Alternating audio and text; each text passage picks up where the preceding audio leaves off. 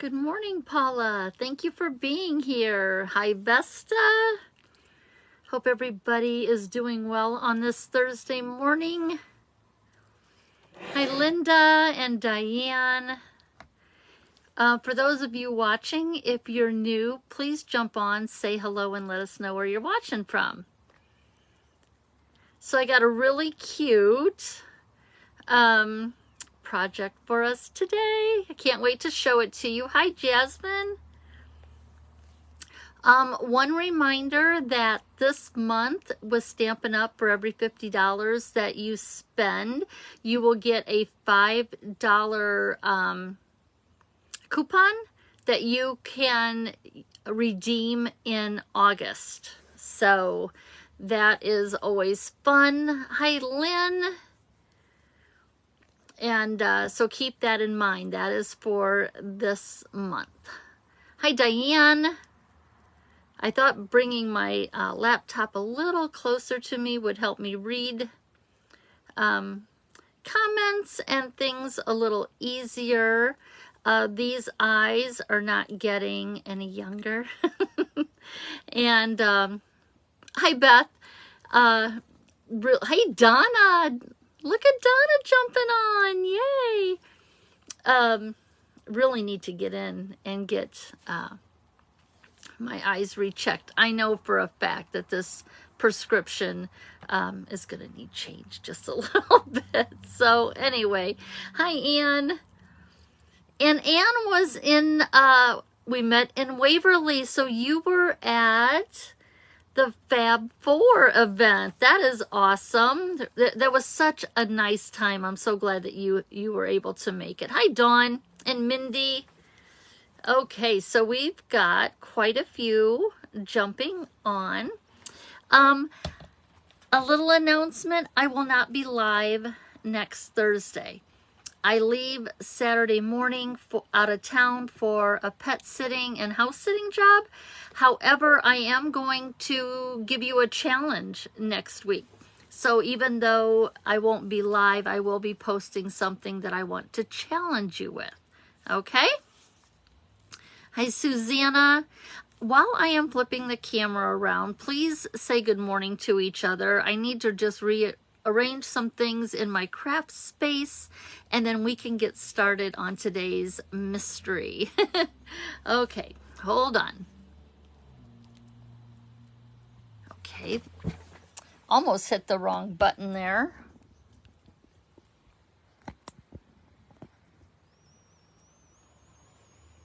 And I don't want this to fall forward. There we go. Okay. Almost done. Okay, now we gotta flip this. Always having to talk myself through my little process here. Does anybody else talk to themselves so that, I don't know, that you keep yourself organized by talking to yourself? Because I talk to myself all the time. I'm going to see if I can zoom out just... Okay, let me see if I can find the sweet spot on my phone. I guess it's not going to let me get any smaller. That just seems like I'm really in your face, but oh, you know what it is. It's because I made my computer screen bigger. Hi, Becky, and hi, Lori. Linda. Great. So nice to see that so many are able to jump on today. Donna says she was always worked alone in the office, and she was the only one she had to talk to. Oh my goodness. That's so funny. Hey, Jill. Okay, so yesterday I posted what you could prep ahead of time for today's mystery, and that was an 8-inch. Well, first let's start with picking your designer series paper.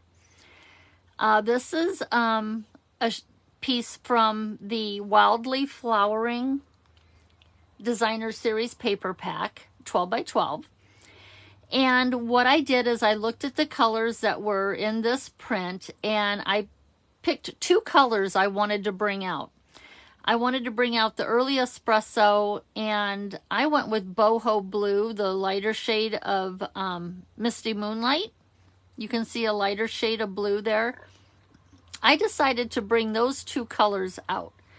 So out of those 2 colors, I cut a 2-inch by 4-inch piece of cardstock.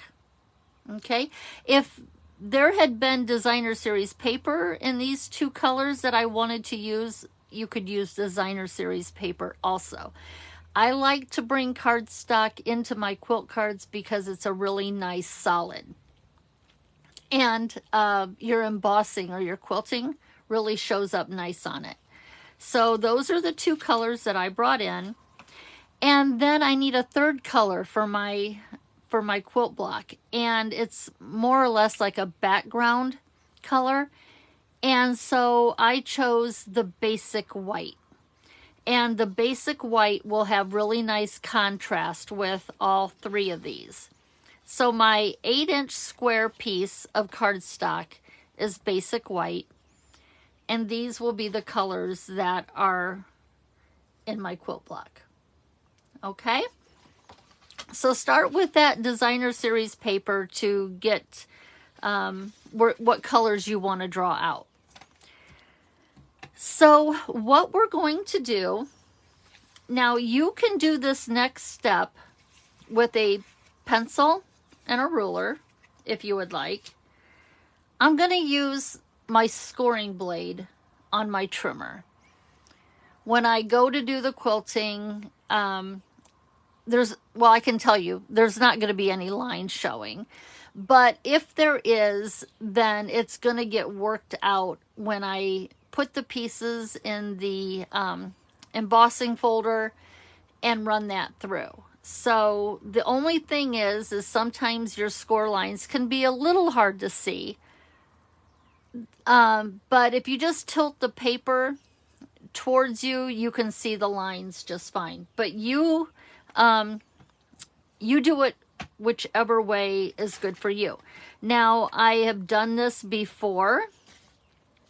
You can actually, I've got a mechanical pencil here, and I can get that lead to be of a length that I can fit it right down into the cutting track and draw a line. However, I have found that it's not always, it may be true. I don't know if it's true all the time, or it could be that the scoring blade, it's a little bit wider of a tip, and maybe it's the score line that's a little wider, but you can do this however you want. And as I go along, you can write down where I'm telling you to score or draw, okay? So on this 8-inch square of basic white, I am going to score at 1 inch. I'm going to have to let me bring my arm out here because we're going to end up having to go way to the left. Okay, so score at 1 inch.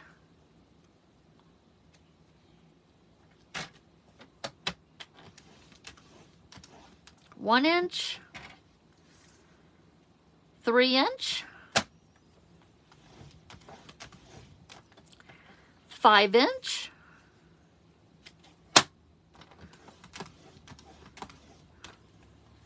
and 7 inch.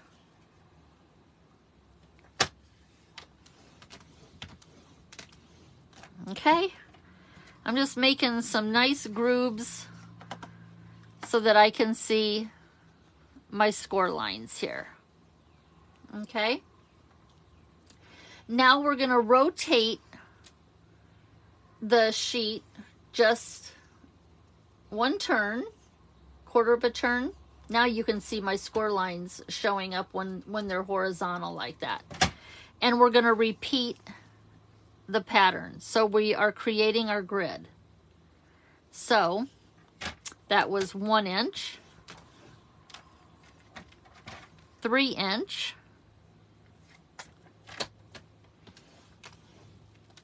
5 inch,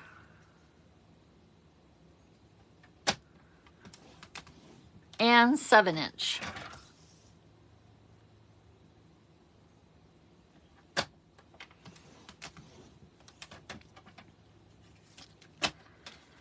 And so you can kind of see, you can see where I've got these series of rectangles and squares along the outside edges, and I have squares in the center. Okay, so let's set this aside. That's going to be our pattern, or our grid, our working template. Let's call it a working template. Bring in your 4-inch square of designer series paper, and we're going to cut this in half at 2 inches. I'm going to put my 2 pieces together,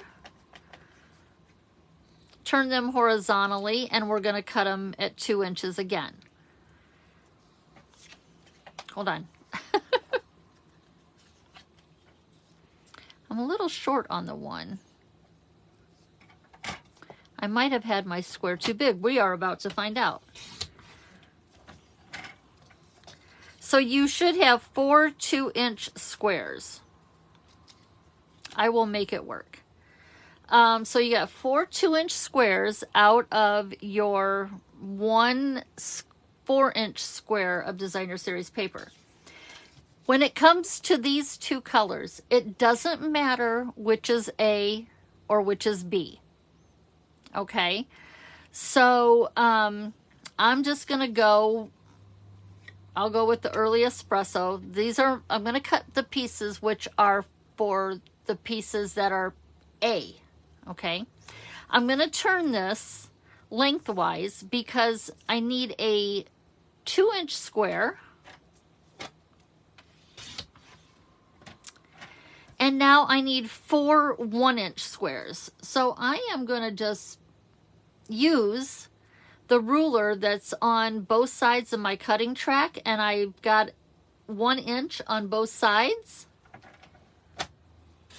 So I'm going to cut it in half, and then I'm going to stack them, put them back in lengthwise. And I'm going to cut them in half again. So for my A pieces, I have 1 2-inch square and I have 4 1-inch squares. That is A. For B, which will be your color that's left over, we need 4 1-inch by 2-inch pieces. So I'm going to, again, put it in my trimmer the long ways along the cutting track, and I've got 1 inch on both sides, and I'm gonna cut it in half. I'm gonna stack them, put them back in at 2 inch,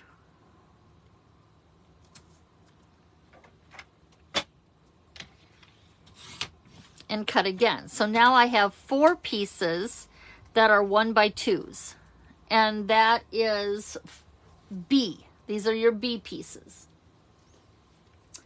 While I'm waiting, Lori says her trimmer does not have bumpers like yours does. That is what I love about the Stampin' Up! Trimmer. I love having these bumpers at either end because they really hold. When you need to cut a square diagonally, look at how nicely that point, that corner, will fit in against those bumpers and helps hold your piece. So when you're doing diagonal cuts like that, it's really nice. So I love the bumpers on this trimmer. Hey Margot, Julia, Vicky, good morning. So I believe that's all the cutting that we need to do. So let's get this out of the way. And let's bring in, now let me share with you that there is a PDF that will be ready to go once I link the live to it, okay? And it's going to have pictures and text for you to follow that you can, if you click on the link I'm going to give you in the PDF, it should take you right to the live, and you can follow along again that way, or just use your PDF. But there will be pictures of these steps as we go along in the PDF. Okay? Oh, yours is a Stampin' Up! One too? Lori, do you have the, are you using the trimmer that we had before, the new one? It might just be an older version of a Stampin' Up! Trimmer. Curious, let me know, because mine has bumpers. Okay, so here's our grid. And in pencil, I'm going to mark where these pieces are going to go. So your 4 1-inch corners are going to be an A piece. So on your cardstock that you're using, put an A in the 4 corners. Now, in between both A's, you want, see, I don't know if I can, does that should show up right there. See these rectangles that are between the A's? The very middle one, you want this to be a B. So just go clockwise around your grid and put a B in the center rectangle. So it should be A blank B blank A blank B blank A, and so on around your grid. Now here in the center row where we have the 2 B's, that middle square, that's an A. And then the second row, the first and the third square, this is DSP. And go down 1 row below this middle A, and this will be DSP, and this will be DSP. You're going to cover up these pieces, so you're not going to see what you wrote. Okay, but this is going to help you with the placement of the pieces that you cut. Now, I always like to practice laying out my pieces before I glue anything down, just to make sure that I don't have to make any adjustments. Okay, so right now I'm just laying my squares in the 4 corners. My A square, my 2-inch square, that's going to go right here in the middle. And then my B rectangles are going to go on the outside edges. We're making a really big quilt block here. Okay. And then I'm going to set in where it says DSP. I'm just going to set in my designer series paper. And we've got a really nice patchwork quilt block going on. If your designer series paper is directional, you really don't have to pay attention to that at this point. When you put your card together, you will want to pay attention to it. But right now, it doesn't matter if it's sideways, upside down, it doesn't matter. Okay, so here we have this really big quilt block. okay? So once you're happy with the placement and that you've got your corners that are matching up, then we can go ahead and glue these down. What I do is I've been just putting some glue right down onto the grid and then putting my piece back down. That is when you can see your line. See, if I tilt this just a little ways, just bring it up, I can see my score lines. Now, wherever there's a B on the outside corner and the big 2-inch square that's in the center, you want to make sure that you've got glue all the way across it. Okay. I should have had one of these already done, but it really doesn't take that long. Just make sure that your pieces are up there in the corner. And I'm just going to go around my perimeter first.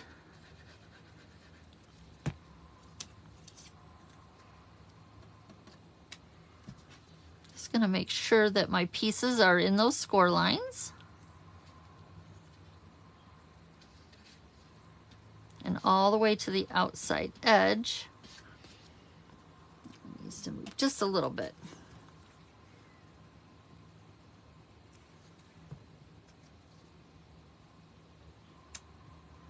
Okay, so there's that one.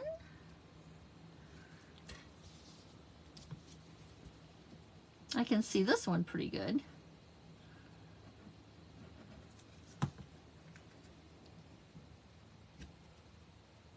Oops, I got out of, oh my goodness, I put glue where I didn't need to. Guess what?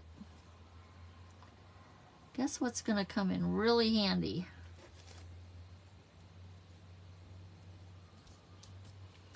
I'll have to go back and hit that with the adhesive eraser. I was not watching what I was doing. This is where pencil lines would be good. But I was just trying to not do it that way. Okay, let's tip this. Now I can see where my line is. I don't want to go below there.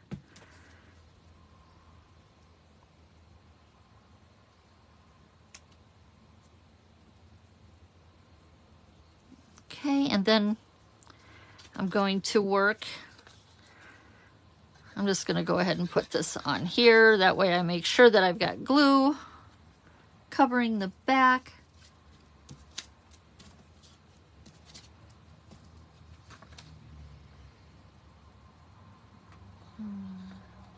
Come on.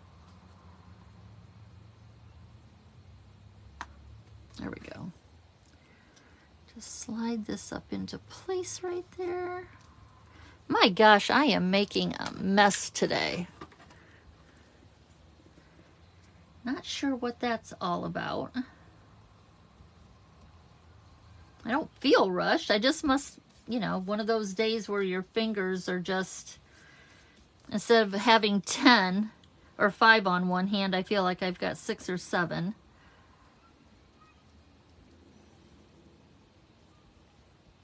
But this is going to clean up really nicely. I don't feel the adhesive.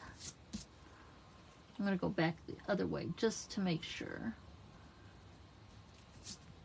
Come on.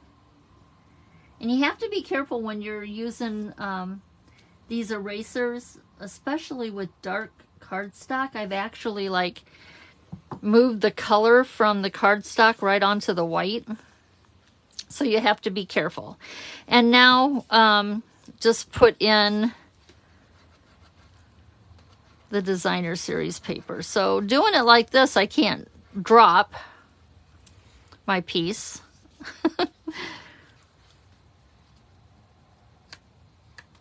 Just make those corners match up like that.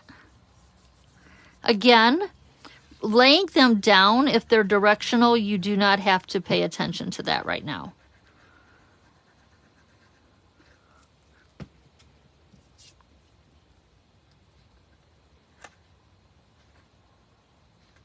Okay. Just working myself right around here. I've only got a couple more to do, and we can move on. And when you're laying them in, one thing that you can go by to make sure that you're lined up is that your four corners should be touching the corners of the pieces that you've already put down.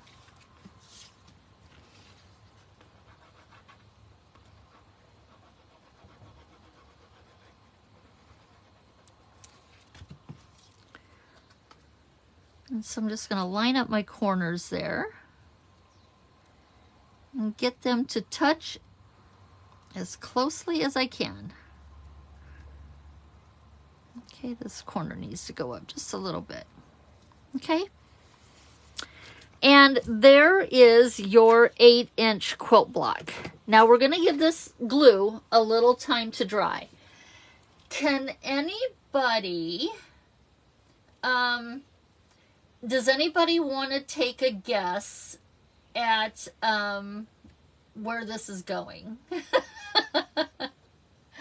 Does anybody want to take a guess? I'm just giving this glue a little time to dry. So I just thought I would throw that question out there. Nobody wants to take a guess? Okay. Well, bring your trimmer back in. Okay? Bring your trimmer back into play.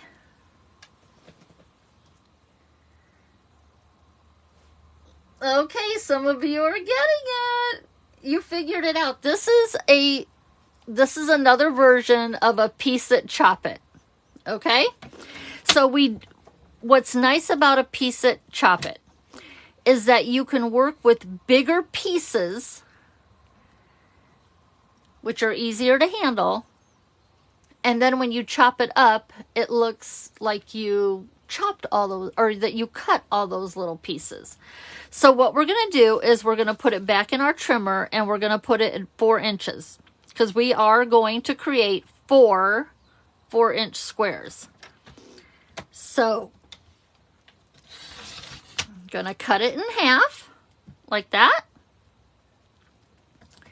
And then one at a time, I'm just going to rotate, and I'm going to put it at 4 inches, and I'm going to cut it in half again. So really, your surprise is you're going to need more card bases because we're actually going to do 4. We can get 4 cards from this 8-inch quilt block. Okay. So that's the surprise. It was a piece it, chop it. Part 2, I'm calling it.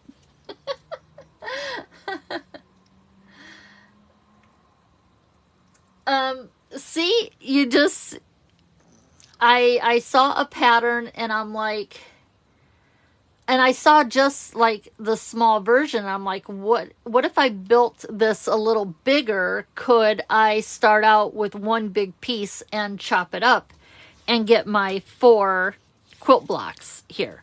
So here I have my 4 patchwork squares.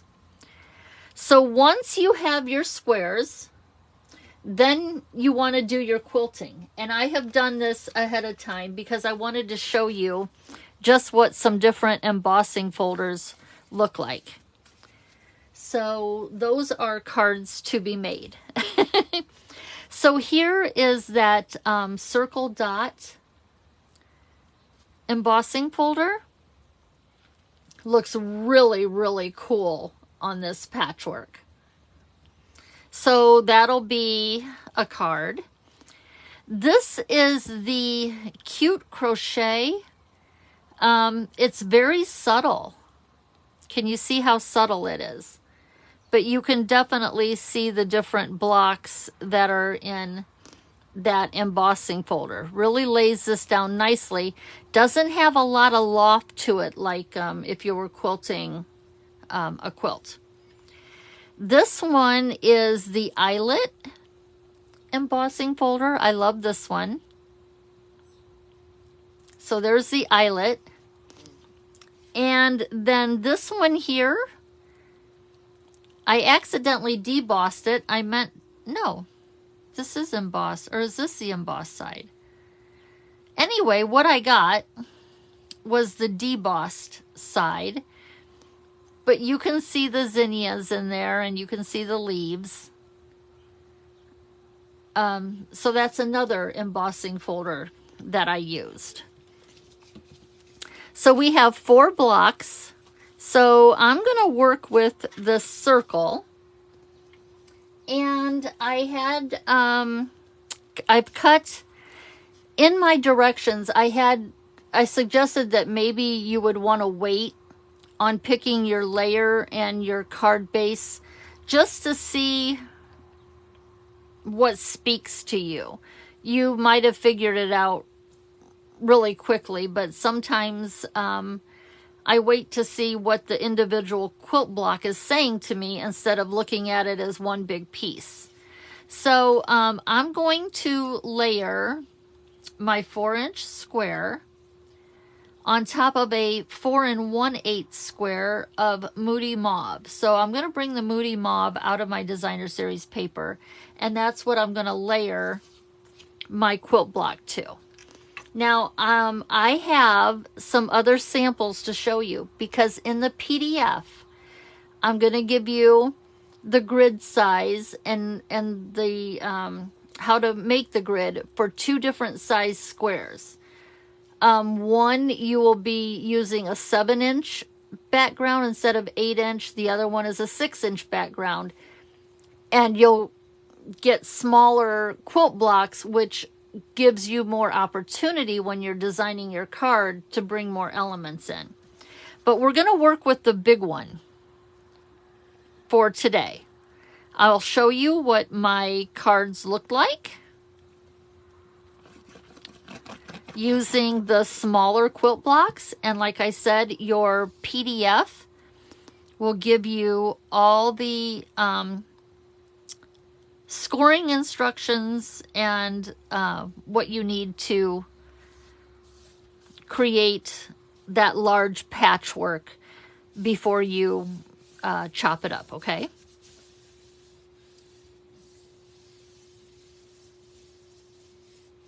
Jill, you said you're glad that yours can't speak to you. Oh my. You know what? I bet you I've created some pieces too that were like wanting. It's probably a good thing they couldn't speak to me either. That's too funny. So there we have our quilt block. Let me show you where I'm going with this. Okay, so I've got 2 examples that don't have a layer behind it if you want to keep it really simple. These here do not have that layer behind them.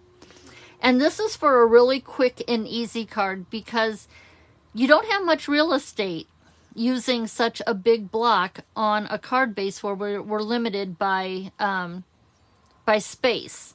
But it does give you enough room that you could stamp your sentiment down at the bottom, still attach your quilt block, and do your embellishing. Okay? And then these are what it looks like when you put a layer behind it. Now here I stamped my sentiment at the top, kept my block at the bottom, and here it's just vice versa. So this is where we're going with the most simplistic card out of the 3. Remember, the more real estate that you have to add and step up your card, you know, that's great. And that really comes with smaller quilt blocks. A 4-inch quilt block is taking up the majority of your space that you have to work with. So I need my card base, and I'm working with Crumb Cake. And the sentiments pens that I used on these, because I just find this designer series paper pack very soothing. I went with Comforting Thoughts, and I just thought that these, with the quilt block and the colors, I just thought it really spoke to those tough times when you want to send somebody a card. So I'm going to use Early Espresso ink, and I've chosen the sentiment, I wish I could make this better, and I am. I'm just going to put it right down here. Sorry, it's got to come towards me. Down here in the bottom right corner.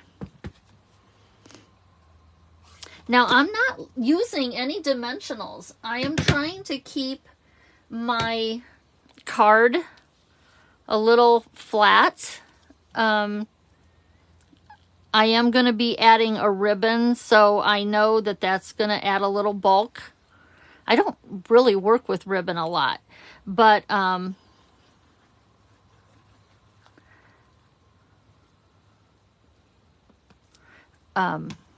just putting a little message in there. Now, here's where you, if you have directional designer series paper, you might want to pay attention. This really doesn't matter on this one.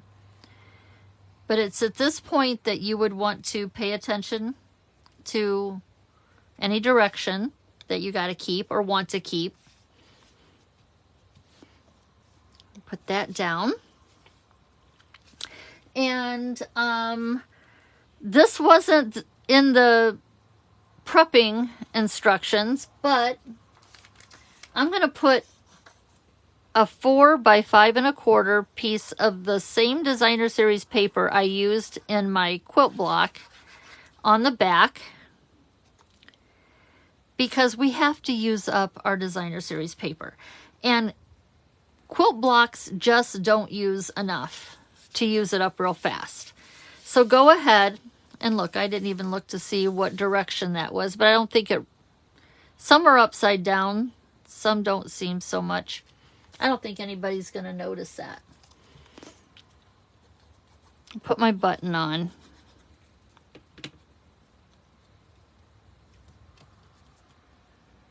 Now, I've been asked about my button, and it was created on the computer for me by a friend.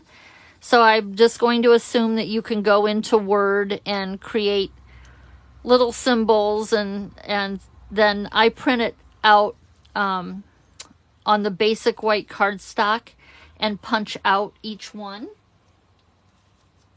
I do not know how to do that on the computer.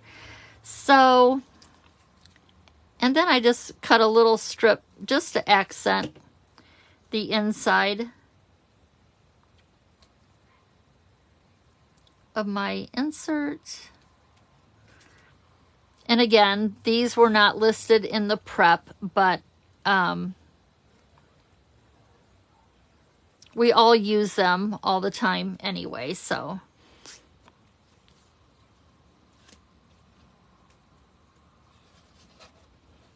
Beginning to think here I did this the wrong way. Okay, so there's our insert. So we have our quilt block, our inside, our back, making it really, really pretty. And now I want to embellish it. And what I did was I just took some circles. These circles are from the, oh, what is this? Spotlight on Nature. These are from the Spotlight on Nature dies. And I just did some different sizes. I'm looking at proportion. This little circle seems, it will work, but I think it looks a little small. So I've got some of these larger ones, and then I've got some stitched Stylish Shapes circles. So I've got like a small, a medium, and a large when you see them next to each other. And I am going to work with one of these larger circles because my block is so large. And I think I'm going to, now here's something that comes into play when I'm creating my cards. I'm looking at the rule of thirds, and your eye, we learned this in photography, placing your subject when you're cropping a photo, placing your subject where two lines intersect seems to be really pleasing, and then you look at it in thirds. So here I'm going to put my circle where these are intersecting, and to me that is pleasing to the eye. I could even go up here and do it, but it covers up my flower. So I think I'm going to put it down here. Okay, and so what I'm going to do is I am just going to put some glue on the back of my circle. Now, with my embossing being so lofty, this is going to need to have a few minutes to really stick to the embossed piece underneath. So I am going to just lay a block on top of it and let that sit. In the meantime, I'm going to show you how I antiqued my ribbon. So this is the very vanilla and black ribbon, and I brought in my dark crumb cake blend, and what I did was I just colored my ribbon. So I'm using the brush end, and I'm just coloring that ribbon, and I'm just giving it that, I wanted that tea, like a tea dyed or coffee dyed color. And then I'm going to flip it over. I just don't want to see too much white. Okay, so that's how I antiqued my ribbon. Now, when it dries, it makes your ribbon a little stiff, but you can just run your ribbon through your fingers, and the heat, the friction, will soften it up. And now I'm just going to make a bow, and I want to keep my ribbon flat. So I folded it over. I'm going to fold it over again. Whoops, I needed to come down just a little bit. I'm not twisting it. And when I come back around, I'm going to create this little curve so I can just push it through there. And again, everything is staying flat. Can you see how everything is pretty flat? And then I'll tug on it. Now, if I start to lose my tails, I'll just pull on them and then pull again. And this helps me keep a flatter bow. I could just be full of myself, but I think it creates a flatter bow. My knot is a lot flatter. It's not as bumpy. And I'm doing that because I want to just try and keep the bulk down on my card. And then we can trim our tails. And I'm going to bring in a glue dot. And this is going to go right in the middle of my circle, kind of giving it that look like you've got a button that you used on your patchwork quilts. So there's my glue dot. And when we bring this back in, can just put my bow right there in the middle of my circle, and I can leave it as is, or you can go ahead and you can add some more gems that you like. So that is the easiest layout. Not a lot to it, but I think it looks beautiful, and we didn't spend a lot of time on it. Now let me show you the other grids. And remember, you're going to get all the information you need to make the smaller blocks in the PDF. So this was the 8-inch grid, or the template. This is the 7-inch, and this is the 6-inch. Okay, so your 8-inch made this size square.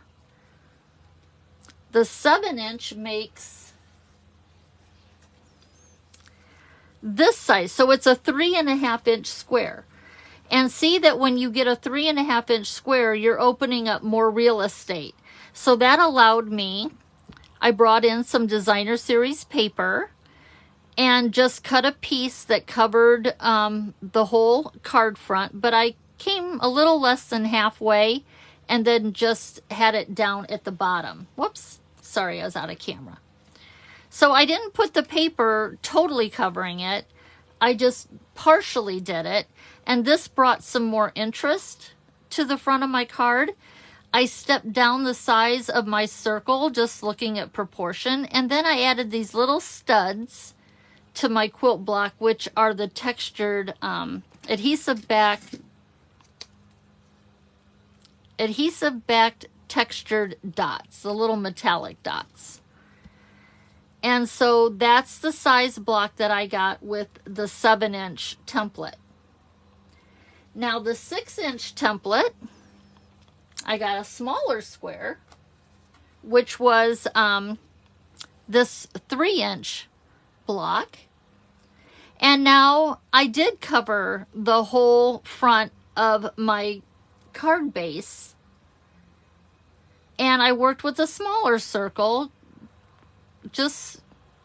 I just didn't think a big one would look right, the smaller that my square got. But that's all in your own eye, what you behold with your eye. So I just used a smaller circle, and I still worked in my studs in the corners there. But it allowed me to use more designer series paper. So what I end up with, if we move all of this, are these 3 cards, just showing you the different size quilt blocks that you can make with the different templates.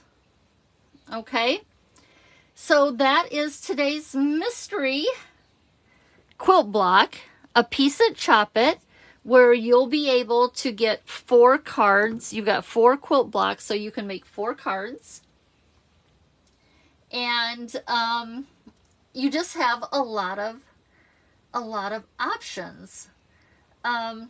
So depending on how big you want your quilt block to be, you know, the bigger the quilt block, the less you have to think about designing or finishing your card, because it's taking up most of the card front. But it's it really does speak to you because it's so big. So it just depends on what you're going for. Again, your PDF will have all 3 templates so that you can do it the way you want to. Hi, Susan.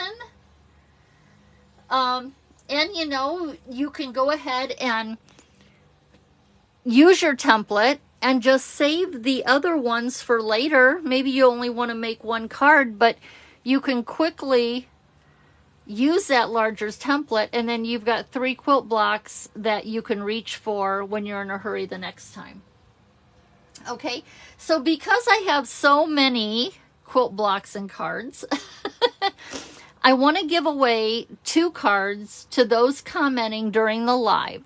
So if you comment with patchwork, I will draw 2 names, and I'll send those cards out for those watching the live. And then in the next 24 hours, for those who catch the replay, if you comment patchwork replay, then I'll draw 2 names again. And you know, you could go back and watch the replay and comment again. So increase your chances a little bit. So I'll be giving away a total of 4 cards because I have made so many and they're just laying all around here. So what will be interesting is to see what colors you chose, what designer series paper you went with. These could make quick Christmas cards. Think of other holidays, you know, just surprise us. And, you know, we'd love to see what kind of a layout you used. You don't have to use my layouts. The PDF will have pictures of these cards if you want to refer back to them. But you can use your block in any way that you want to. Make it an easel card. Do anything you want with it. But please share them with us over in the group that is called Quilt Cards and More. Because that is where we draw inspiration from each other and we cheer each other on. So I can't wait to see what you've done. I will go back through and later I will look at the comments and answer any questions. But this really was rather limited. We didn't use any dimensionals, used a little bit of bling. But what I love is the card does have a little bit of bulk, but not a lot, because I tried to keep my layers rather flat. Okay. So I will miss you next week, but I will be throwing out a challenge for you next Thursday. And so I'll catch you when I get back. But everybody have a blessed rest of your day, a blessed week. I definitely will be staying in touch like I like to do over in the group. And if there's any Stampin' Up! News, I can share that on my business page. But I'm always around. So if you ever have questions about anything, please send me a message. Barn Quilt card kits. If you are part of that monthly card kit, any invoices that are paid right now, I am going to the mailbox Friday the 13th instead of the 15th. I want to mail those from a post office that I am familiar with, which is my own. And any other invoices that get paid during the way, I'm taking everything I need with my barn quilts to where I'm going, and I will mail them from that town. But anything that's been paid, those are going to be going out 2 days early, just because I want to feel very assured when I leave town that they've been taken care of. Okay, so that is it, everyone. I will be checking in later, talking with you later. Have a great day.